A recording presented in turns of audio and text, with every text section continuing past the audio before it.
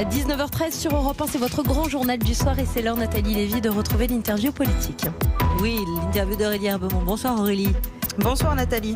Et vous recevez ce soir le sénateur de Vendée, président du groupe Les Républicains au Sénat, Bruno Retailleau est votre invité. Bonsoir Bruno Retailleau. Bonsoir Aurélie Herbemont. Lundi au Sénat, le groupe LR s'était massivement abstenu sur la stratégie de déconfinement du gouvernement. Vous aviez reproché à Édouard Philippe un pari à quitte ou double. Est-ce que les derniers détails présentés par le Premier ministre cet après-midi vous ont davantage convaincu ?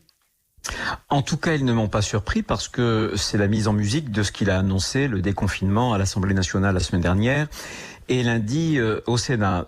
Moi, je pense et je suis favorable au déconfinement.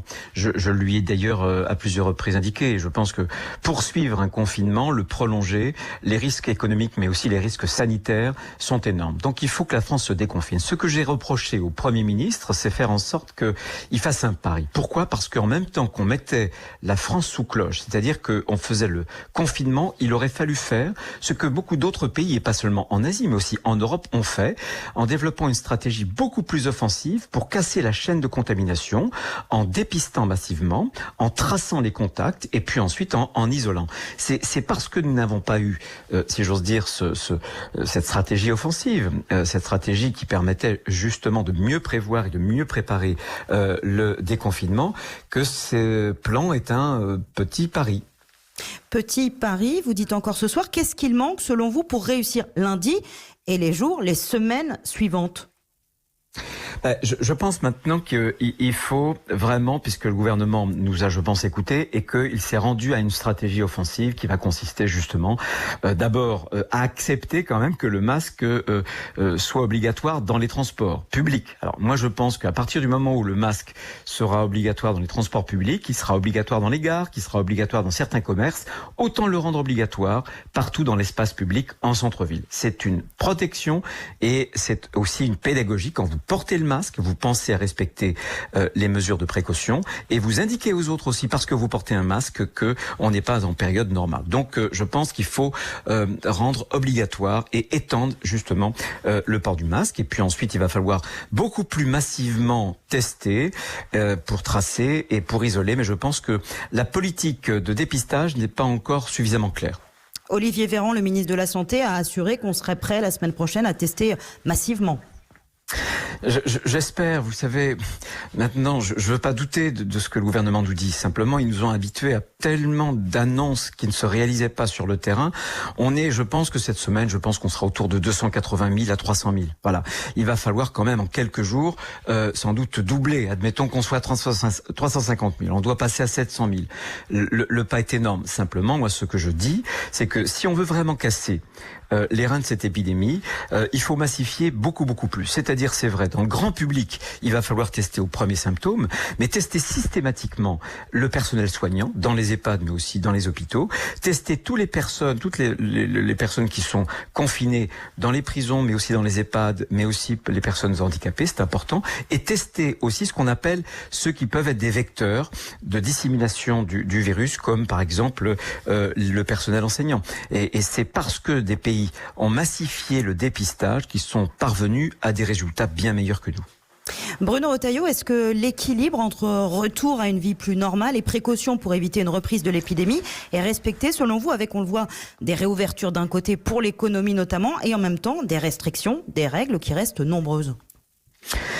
Bien sûr, alors ça c'est une grande discussion. Vous savez qu'il y a une étude qui est parue il y a quelques jours qui montre que si nous avions généralisé le port du masque, il aurait peut-être été aussi efficace que le confinement. Bon, peu importe, je pense que maintenant les Français savent qu'il n'y avait pas suffisamment de masques, on n'avait pas prévu, donc on a dû confiner notamment pour désengorger le service de réanimation de nos hôpitaux. Et de ce point de vue-là, ça a fonctionné. Maintenant, moi je pense que on peut parfaitement, notamment dans les départements qui seront en vert, c'est pratiquement les 2/3 de la France, relancer franchement avec des mesures de précaution, évidemment sanitaires, bien sûr, notamment pour les salariés, mais il faut relancer l'activité économique. Parce que après le choc sanitaire, ce que je redoute, c'est un choc social, un choc économique énorme. Le fonds de solidarité pour les petites entreprises et les indépendants sera prolongé jusqu'à fin mai. Il y aura aussi une exonération des charges sociales sur 3 mois pour les petites entreprises ayant dû fermer. C'est suffisant pour qu'elles tiennent le choc de cette crise économique ? En tout cas, la dernière mesure est la bienvenue. Ça fait des semaines et des semaines qu'on avait dit au gouvernement, écoutez, autant sacrifier l'impôt d'aujourd'hui pour ne pas mettre en faillite ces petites entreprises, parce que si vous ne dégrevez pas, c'est-à-dire si vous n'annulez pas tout simplement la dette fiscale et la dette sociale, ces entreprises elles vont faire faillite. Donc vous ne pourrez même plus demain toucher l'impôt ou les charges sociales. Donc ça, je pense que c'est bienvenu, mais sans doute faudra-t-il l'étendre, parce que ce que j'ai compris, c'est que c'était les petites entreprises. C'est encore flou, il a parlé de fermeture administrative. Je pense que ce sera un point qu'il va falloir absolument préciser. C'est encore un peu flou. Alors peut-être moins flou, Bruno Retailleau, le Premier ministre a annoncé des primes pour les personnels des EHPAD, 2 000 à 1 500 € selon les zones. C'est une décision qui était nécessaire ? Ah, franchement, elle était nécessaire. Elle était nécessaire parce que, croyez-moi, moi j'ai été président de département, j'ai géré un nombre important d'EHPAD, plus de 130 en Vendée, et le personnel est très dévoué. Malheureusement, il est en trop petit nombre. Et à partir du moment où le personnel soignant avait touché des primes dans des hôpitaux, il n'y avait aucune raison de ne pas gratifier aussi pour montrer notre reconnaissance à un personnel qui a été quand même vraiment là aussi aux avant-postes. Parce que franchement, il y a tellement de personnes âgées qui ont dû mourir seuls dans les EHPAD parce qu'ils n'ont pas pu aller à l'hôpital, parce que parfois on leur disait bah non, restez parce que vos chances sont réduites. Alors on leur disait pas comme ça, mais il y a eu un drame en France et on voit bien que sur les morts, que contre notre pays, il y a sans doute autant de morts qui l'ont été dans les EHPAD que de morts qui l'ont été dans les services de réanimation dans les hôpitaux. Bruno Retailleau, un sujet a fait couler beaucoup d'encre ces derniers jours, l'accès aux plages. Vous êtes vous-même élu d'un département où il y a des plages, la Vendée. Alors la règle reste la fermeture, mais les préfets pourront en autoriser l'accès sur demande des maires. Vous prenez ça comme une marque de confiance de l'exécutif envers les élus locaux. C'est une mesure que vous défendiez au Sénat. Alors c'est extraordinaire, moi c'était la surprise de la soirée, parce que c'est une mesure que nous avons défendue mardi au Sénat. Le gouvernement, on a déposé un amendement d'ailleurs d'une sénatrice vendéenne, on l'a soutenu cet amendement, mais le gouvernement s'y est opposé, farouchement opposé. Olivier Véran nous avait dit mais grosso modo c'est irresponsable d'ouvrir des plages. Bon, et là il y a eu un revirement, ce sera à mettre au compte de toutes les contradictions qu'on aura pu avoir depuis des mois et des mois, mais c'est pas grave, je pense que c'est une bonne nouvelle. Faut pas faire n'importe quoi et on peut pas traiter toutes les plages n'importe comment. On a simplement dit que les maires ce sont des gens qui sont responsables, qui connaissent le terrain. Et bien dans un dialogue avec le préfet de département, on va voir au cas par cas. Quand on a des grandes plages, il n'y a pas de problème. On ouvre dans les départements qui sont au vert des parcs. Voilà. Ben, croyez-moi, les plages de Vendée, de l'Ouest, notamment d'Atlantique, c'est des centaines de kilomètres et ce sont des hectares et des hectares de surface.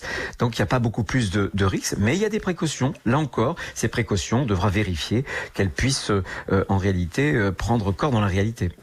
Vous donnez acte au gouvernement d'avoir, au moins sur ce point en tout cas, être allé dans le sens des élus locaux. Absolument, absolument. Je pense que c'est vraiment important. Et dans le sens du déconfinement, je crois que on peut pas tenir la France sous cloche longtemps, parce que le Premier ministre avait eu ce grand mot, comme l'a dit d'ailleurs Emmanuel Macron. Il avait parlé d'écroulement, mais je pense qu'il avait eu raison de parler d'écroulement. C'est ça le risque. Et pas seulement d'ailleurs sur le plan économique. Regardez sur le plan sanitaire, les médecins, notamment de ville, ont vu les consultations s'effondrer de 40%. Ça veut dire qu'il y a des gens qui sont sans doute malades, qui ont même des maladies chroniques, qui n'ont pas osé aller consulter, soit chez leur médecin traitant, soit à l'hôpital. Bruno Retailleau, le Premier ministre, cet après-midi, n'a pas à nouveau utilisé ce terme d'écroulement. Il a en revanche anticipé un appauvrissement général dû à la crise économique. Alors il n'a pas répondu précisément sur la nécessité d'augmenter ou pas le temps de travail, puisque l'heure est à la crise, dit-il. Mais il explique qu'après, il faudra nous donner les moyens de retrouver notre prospérité par le travail, la solidarité, l'inventivité. Pour vous, travailler plus, c'est la seule solution, ou il peut y avoir plus inventif pour les mois, les années qui viennent? Il y a beaucoup de solutions, il n'y en a pas une. Et je crois que dire aux Français qu'il y a une seule solution, c'est leur mentir. Moi, je pense qu'il va falloir dans un premier temps, parce que on va avoir un chômage partiel qui va se transformer en chômage tout court. Et là, il va falloir être ingénieux. Par exemple, pour les centaines de milliers de jeunes apprentis ou même diplômés qui vont venir sur le marché du travail, il va falloir proposer une mesure massive d'exonération de charges sociales pour qu'on puisse créer une incitation pour les entreprises, pour qu'elles puissent les recruter. Il faudra aussi pour ceux qui sont déjà dans les entreprises, plutôt qu'ils soient au chômage purement et simplement. On a un énorme problème de compétences en France. Bien, moi, je proposerai une mesure qui permettra aux entreprises que ces salariés, elles les gardent, elles les fassent monter en compétences, mais que pendant ce temps de formation, on puisse prévoir des mécanismes de formation professionnelle qui ne reposent pas et qui ne soient pas à la charge de l'entreprise.